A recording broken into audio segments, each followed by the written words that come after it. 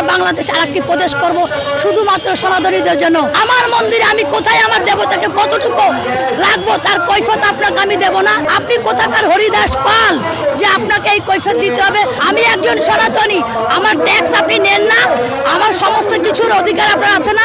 তাহলে আপনি যখন নিচে মসজিদ থাকার পরেও রাস্তায় যখন নামাজ পড়েন তখন আমরা কি কখনো বলেছি যে এই রাস্তায় নামাজ পড়া যাবে না?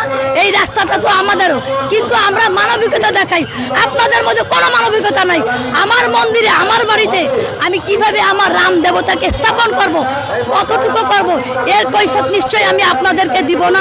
আপনি কোথাকার হরিদাস পাল যে আপনাকে এই কৈফিয়ত দিতে হবে? আপনাদের বলতে চাই এই বাংলাদেশ আমার, আদি বাংলাদেশ আমার।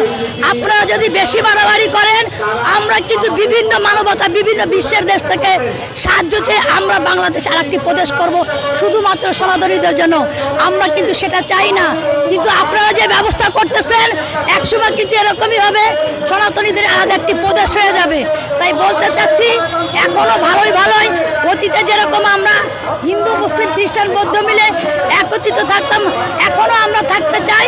আর আমার মন্দিরে আপনাকে নিমন্ত্রণ আমরা করলাম, আপনার ভালো লাগলে আসবেন, না লাগলে আসবেন না, কিন্তু আমার মন্দিরে আমি কোথায় আমার দেবতাকে কতটুকু রাখবো তার কৈফিয়ত আপনাকে আমি দেব না। আপনার মতো হরিদাস পালকে আমরা গণনা করি না। অতএব এমন কিছু করবেন না, হিন্দু মুসলিমের দাঙ্গা বাঁধাবেন না। এই দাঙ্গা বাঁধালে কিন্তু আপনারা পার পেয়ে যাবেন না। আপনারা দুইটা মারবেন, আমরা একটা